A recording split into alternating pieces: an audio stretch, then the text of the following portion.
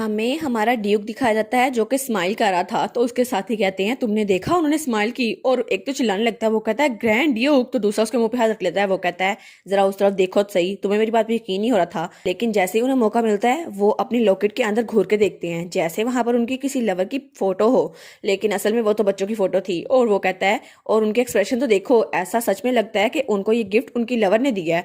तो तब वो कहते हैं और तुम्हें नहीं लगता कि उसके अंदर जो फोटो है वो जरा अच्छी होगी, है ना, वो कितने प्यार से उन्हें देख रहे हैं। लेकिन असल में वो तो बच्चों की तस्वीर थी जो कि उसके छोटे बहन भाई थे। तो वो कहता है हाँ हाँ, क्या पता उसके अंदर किसी ने बाल भी रखा हो, वैसे भी ये बड़ा अच्छा ट्रेडिशन है। तो वो लोग कहते हैं ये तो यंग लव है। तो हमारा हीरो सोचता है मुझे तो बच्चों की बहुत ज्यादा याद आ रही है, आई होप वो लोग अच्छे से खा पी रहे हों। और तब वो दरख्त के नीचे बैठा हुआ था। वो सोचता है पता नहीं बच्चों को कैसे पता चला कि मैं कैसा फील करता हूँ, लेकिन चलो अच्छा हुआ। और वो सोचता है हालांकि मैं इससे शो नहीं करता, लेकिन फिर भी मैं बच्चों से बहुत ज्यादा प्यार करता हूँ। तभी उसका वहां पे एक और साथी आता है। वो कहता है योर हाइनेस, खाना तैयार है, क्या मैं आपको ला कर दूं? तो ड्यूक कहता है हाँ ले आओ। और तब वहां एक सूप का प्याला लेकर आया था। तो ड्यूक उसे देखकर बहुत बुरा मुंह बनाता है। वो सोचता है आई गैस मुझे ये खाना ही चाहिए, मेरे पास और कोई चॉइस नहीं है क्योंकि ये बैटल फील्ड है आफ्टर ऑल। और वो सोचता है लेकिन आखिर इसका इतना गंदा टेस्ट कैसे हो सकता है, इसमें तो सिर्फ साल्ट और स्वीट ही है हर वक्त। लेकिन उसी वक्त बच्चे घर में बहुत अच्छा खाना खा रहे होंगे और वो तो विच का सूप पी रहे होंगे जो कि कितना ज़्यादा डिलीशियस है। मुझे जल्दी से ये कैंपेन खत्म करनी होगी और घर जाना होगा ताकि मैं भी उसे खा सकूं। लेकिन एलियोट तो ये भूल ही गया था कि असल में वो तो वापस जाते ही विच को फायर करने वाला है। तो तभी वहां से कुछ चिल्लाता हुआ आता है नाइट्स प्लीज मेरी हेल्प करें। तो सब लोग उस तरफ देखते हैं और ड्यूक भी। तो तब वहां पर एक लड़की आती है। वो कहती है योर हाइनेस आप ग्रैंड ड्यूक हैं, है ना? तो तब वो चिल्लाते हुए कहती है आप ग्रैंड ड्यूक है ना, प्लीज मेरे बेटे को बचाएं। और वो तो बहुत ज्यादा रोई जा रही थी। और फिर वो चिल्लाते हुए कहती है मेरे बेटे को मैन ईटिंग बीज ने फॉरेस्ट में किडनैप कर लिया है, प्लीज उन्हें बचाए। तो ड्यूक कहता है क्या मैन ईटिंग बीज? वो तो बहुत ज्यादा खतरनाक है, और जैसा कि इनका नाम है ये तो बिल्कुल बीज की तरह दिखती हैं लेकिन बहुत ज्यादा बड़ी होती हैं और ये इंसानों को खाती हैं। और अगर उन्होंने इस बच्चे को किडनैप किया है तो वो जरूर उनको अपने नेस्ट में ले गई होंगी, अपने लार्वा के पास। और वो सोचता है अब चूंकि बच्चा उसको खाया नहीं गया तो मुझे उम्मीद है शायद वो जिंदा होगा।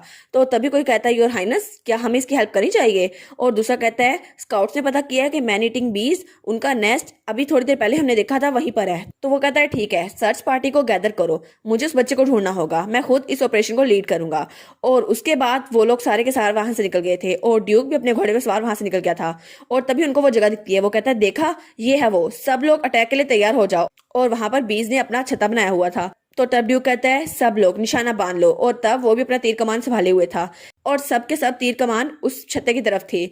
तो उनमें से एक कहता है मैं एंट्रोस को अभी ऊपर करता हूँ, और उसने अपनी कुल्हाड़ी उठा ली थी। और तभी वो कुल्हाड़ी वहां पर मारता है, लेकिन वहां से बहुत ज्यादा मक्खियां उड़कर उनकी तरफ आ रही थी जो कि उन पर हमला करती हैं। लेकिन सब लोग हमला करने के लिए तैयार थे और हर तरफ आग ही आग थी। और आखिर में उन्होंने उन सबको मार डाला था। वो कहते हैं सक्सेसफुल, ये मिशन सक्सेसफुल हुआ। और तभी उसमें से एक आदमी वो बच्चे को ले आया था। वो कहता है योर हाइनेस हमें बच्चा भी मिल गया है। और तब ड्यू कहता है वाह ये तो अच्छा हुआ, कम से कम हमें बच्चा तो मिल गया।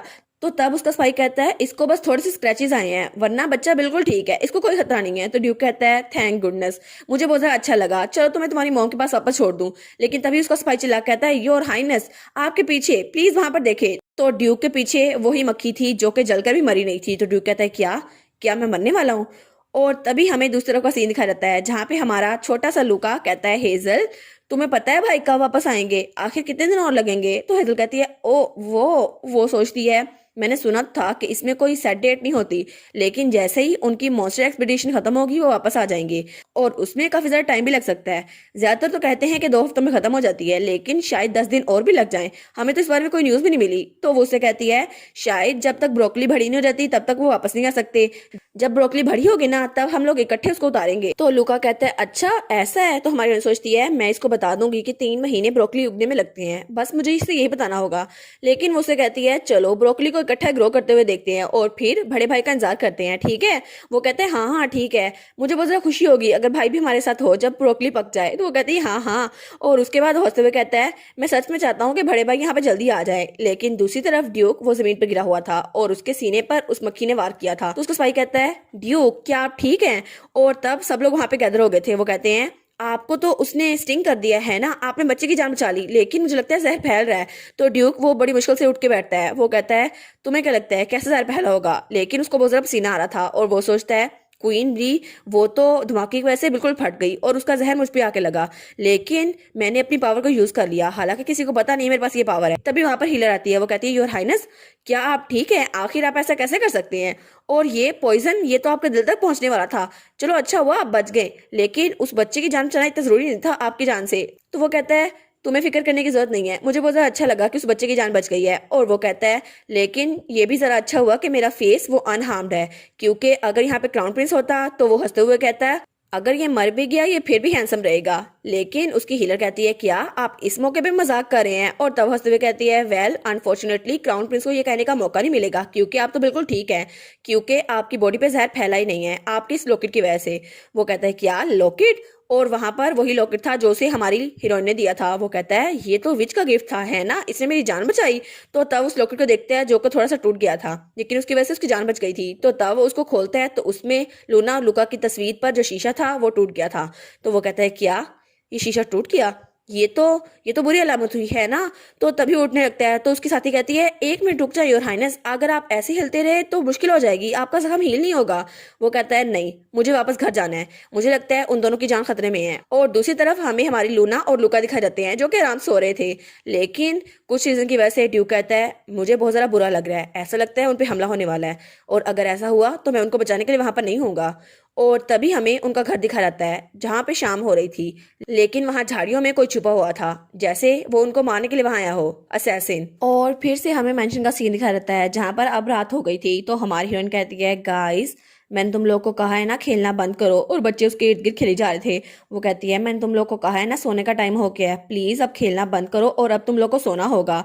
और वो सोचती है बच्चे तो बहुत ज्यादा एनर्जेटिक है, सुबह सुबह उठ के ये खेलना शुरू कर देते हैं और पूरा दिन खेलने के बाद भी इनकी एनर्जी खत्म नहीं होती, लेकिन मैं इनके साथ कीप अप नहीं रख सकती। तो बच्चे कहते हैं हमें थोड़ी देर और खेल लेना, लेकिन हमारी हीरोइन कहती है नहीं बस बहुत हो गया, और तब अपना मैजिक यूज करती है और बच्चों को हवा में उड़ा लेती है।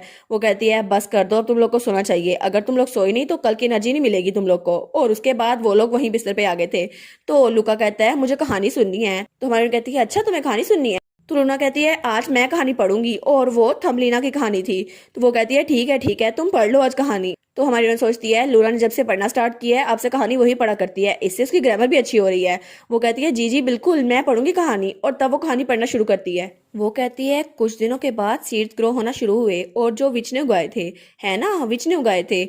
तो हमारी कहती है वाओ लूना तुम तो बहुत ज्यादा अच्छा पढ़ रही हो। वो कहती है हाँ हाँ अब मैं आगे कहानी सुनाती हूँ। और फाइनली फ्लावर ब्लूम हो गया, और वो ग्रैनी जो पेटल्स की देखभाल कर रही थी वहां पर एक छोटी सी खूबसूरत लड़की आई, और लोग तो ये कहानी सुनते सुनते सो गया था। तो हमारी सोचती है सब लोग तो सोने वाले हैं कहानी पढ़ते हुए, अब तो मैं इन दोनों को सुलाकर वापस अपने कमरे में भी जा सकती हूँ।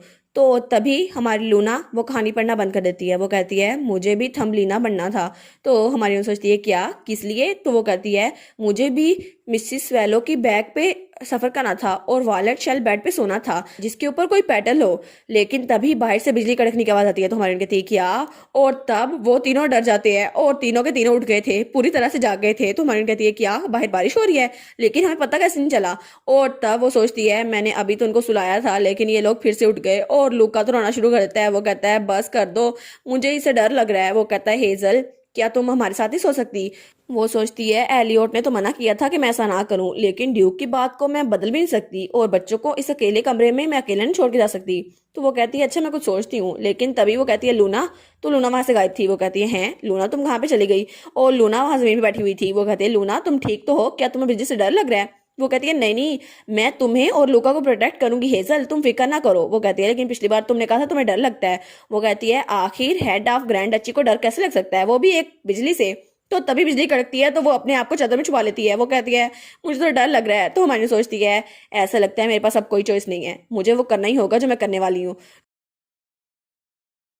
और इसी के साथ ये वाला पार्ट यहीं पर ख़त्म। तो आप लोग बताइएगा आप लोग को ये पार्ट कैसा लगा, और वीडियो को लाइक और चैनल को सब्सक्राइब लाजमी कीजिएगा।